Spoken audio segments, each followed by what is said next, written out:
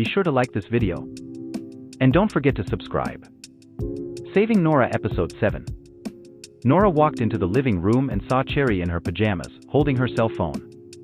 She was sitting cross-legged and playing happily when she heard the door open. The little girl turned and looked over. Sensing that her mum was about to get mad, Cherry put on a bright smile and blinked her big round eyes. "Mummy, you're finally back. I was so bored. I missed you so much." Nora sighed silently. I guess me not having much time to spend with her is why she ends up playing on that phone so much. She resisted her drowsiness and the desire to immediately jump into bed and sleep forever. Instead, she said, "Come on, Cherry, let's have dinner out tonight." Mrs. Lewis asked, "What would you like to wear tonight, Cherry?" Cherry thought about it seriously. "The little gray Gucci suit." Nora frowned. "Are you wearing boys' clothes again?" Cherry was a quirky child. She liked going out dressed as a little boy. She continued to stare at the aha. "This round's ending soon. Mummy, what we having?" Nora reached over and grabbed the cell phone before answering. "We're having pizza downstairs." She turned off the game. "Hey, we're raiding soon." "Yuka." Cherry was about to throw a tantrum, but when her eyes met Nora's, she pursed her lips and squeezed out 3 words through gritted teeth. "Fine." "Let's go." In the room next door, Pete stared at his cell phone.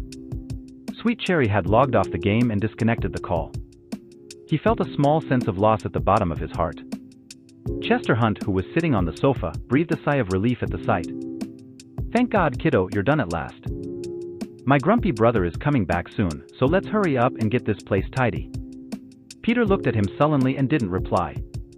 Chester came over and looked at his phone. "Who are you playing with?" "Hey, don't sulk.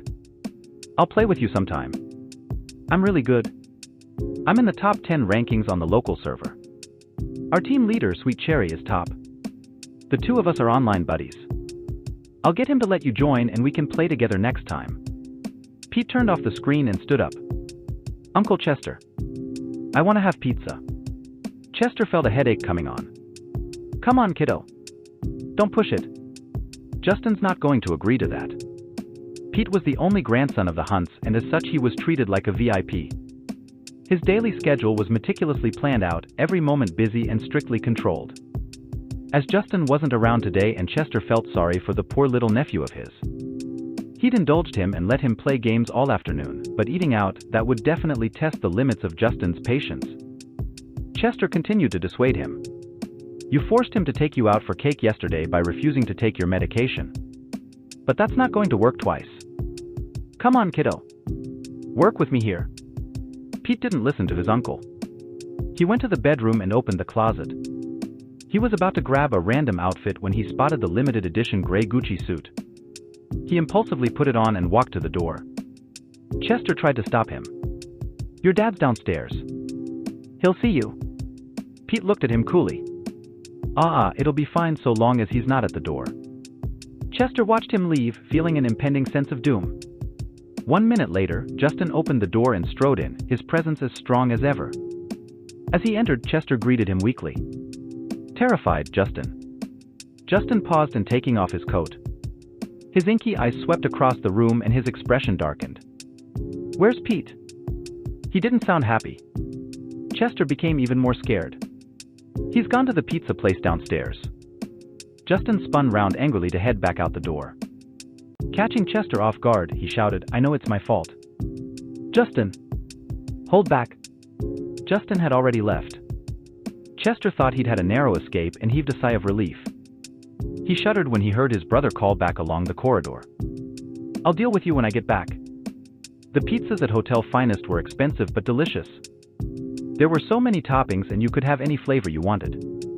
Nora grabbed a menu and walked toward the empty tables with Cherry skipping along behind her. She looked awfully handsome, dressed in her little suit, and there was a sly look in her spirited eyes. "Mummy, I'll go look at the cakes, okay?" Nora called after her. A moment later, she looked up to see her daughter standing in front of her, staring at her with wide eyes. Pete had only been trying his luck. He hadn't really expected to meet her again. Joy sparked in his eyes for the first time in his life. Nora asked in confusion, "Did you not find the cake counter, baby?" Pete blushed. His grandparents called him that at home occasionally, but this woman's voice sounded so affectionate. His eyes turned red and he asked her quietly, "Are you my mummy?" Nora was puzzled. What was wrong with Cherry? Why was she acting so strangely? Do you know what is going to be strange? If you don't subscribe, please subscribe. Where was I? What was wrong with Cherry? Why was she acting so strangely? Is it because I logged her off her game just now? Surely not. She bent over and stroked the child's head, chuckling slightly. She gave up. Okay. It's all Mummy's fault. What do you want to have? I'll order for you, okay? The child held up the menu. How about pepperoni? Pete's eyes widened. It really is Mummy. He had so many questions he wanted to ask. Why did you abandon me? Where have you been all these years? But he swallowed them down before they tumbled out of him. He'd grown up being taken care of by Justin and had difficulty expressing his feelings. He could only nod heavily. Yeah. Nora was completely unaware of her mix-up and how complicated the boy's emotions were. She still thought he was Cherry. She took his hand and walked to a quiet, inconspicuous table in the corner. Cherry, who was lingering at the cake counter, looked at the mousse cake, then the Black Forest cake. Unable to decide in the end, and only after she decided that she'd have both, she turned to head back to her mother. As she turned around, she saw a man walking towards her aggressively. He stretched out a strong arm, picked her up, and forcibly carried her toward the restaurant exit. You can't eat this. It's all junk food. Cherry struggled fiercely. Who are you? Let go of me. Help. Someone's kid. The noise attracted a lot of attention. People gasped and stared. Justin's good upbringing took over. He regained his composure, aware he shouldn't be causing a scene in public. He snapped at the child he thought was his son. I'm your father. Thanks guys for watching this video. Please don't leave without subscribing. See you in the next video.